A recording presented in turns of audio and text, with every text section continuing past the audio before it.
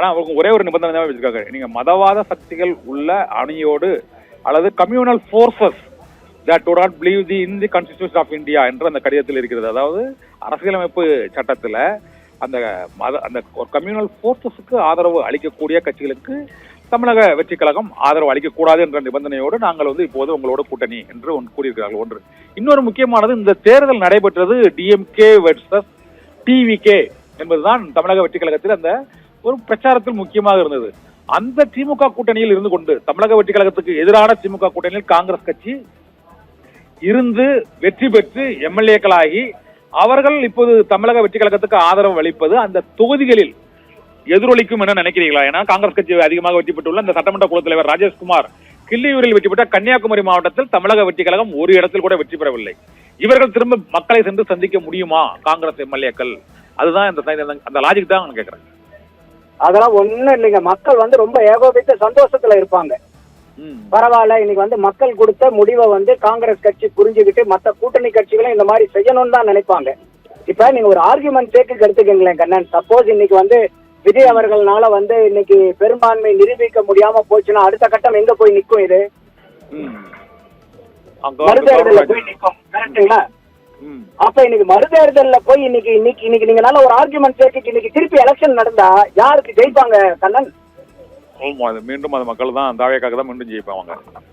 தாவேக்கா இன்னைக்கு 108 சீட்டு ஜெயிச்சா இப்ப எலெக்ஷன் வச்சா 100. அப்போ இது இன்னைக்கு மறுதேர்தல்ங்கிற அளவுக்கு போய் நின்னா அது விஜய்க்கு இன்னும் சாதகமான சூழ்நிலை. அப்ப நான் அதனாலதான் ஒரே கேள்வி கேட்கிறேன், திமுகவில் இருக்கக்கூடிய கூட்டணி கட்சிகள் நீங்க இதுவரைக்கும் நீங்க சொல்லிக்கிட்டு இருந்ததுதான் நான் சொல்லுங்க. நீங்க எல்லாரும் சொன்ன ஒரே குரல்ல சொன்ன வார்த்தை என்ன? பாரதிய ஜனதா தமிழ்நாட்டுல கால் பதிக்க கூடாது அப்படின்னா நீங்க இப்ப என்ன பண்ணணும்?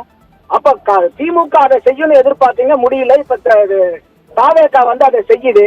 அப்ப அதுக்கு ஏன் நீங்க ஆதரவு கொடுக்க கூடாது? பாரதிய ஜனதா வரக்கூடாதுங்கிறது தானங்க உங்களுடைய நோக்கம். இல்ல திமுக மூலியமா மட்டும்தான் பாரதிய ஜனதா வரக்கூடாதுன்னு உங்க நோக்கமா? அது உண்மைதான், கரெக்ட், உண்மைதான். அப்ப இதெல்லாம் மக்கள் கேள்வி கேட்க ஆரம்பிப்பாங்க. அப்ப இன்னைக்கு காங்கிரஸ் ஒரு நிபந்தனையற்ற ஆதரவு தாவேகாக்கு கொடுத்திருக்கிறது காங்கிரஸுக்கு மக்கள் மத்தியில ஒரு செல்வாக்கை ஏற்படுத்தும். இதே கம்யூனிஸ்டுகளோ விடுதலை சிறுத்தைகளை வச்சோ ஐஎம்எல்ஓ மத்தவங்கெல்லாம் இல்லன்னு நாங்க அவங்க அடம் பிடிச்சாங்கன்னா மக்கள் கிட்ட அவங்களுக்கு அவப்பெயர் கிடைக்கும். ஏன்னா இன்னைக்கு நேற்று கூட பாத்தீங்கன்னா ஐயா வீரபாண்டியார் பேசுறாரு, கம்யூனிஸ்ட் சிபிஐனுடைய மாநில தலைவர் பேசும்போது சொல்றாரு, திராவிட சித்தாந்தமும் கம்யூனிஸ்ட் சித்தாந்தமும் ஒண்ணுங்கிறார்.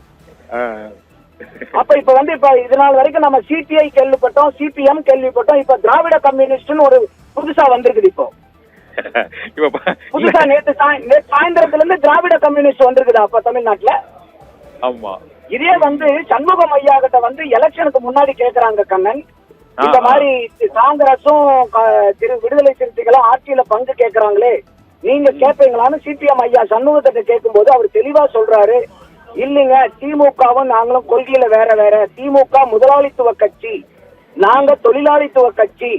அப்ப அவங்க கூட்டி எங்களை ஆட்சியில பங்கு கொடுத்தாங்கன்னா கூட நாங்க உட்கார மாட்டோம்னு ஐயா சண்முகம் தெளிவா சொல்றாரு கம்யூனிஸ்ட் சித்தாந்தம் என்னங்கிறத.